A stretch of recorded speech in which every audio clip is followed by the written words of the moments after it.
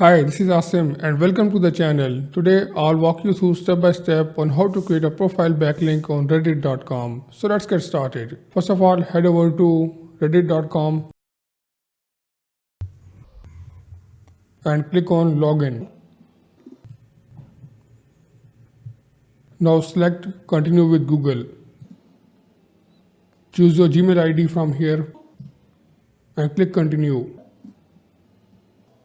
Click continue. Select the appropriate one.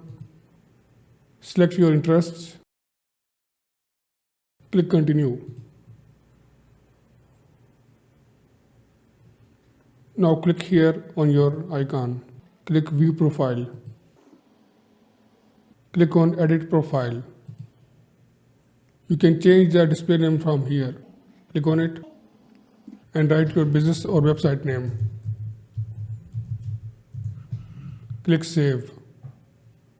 Now click on social links.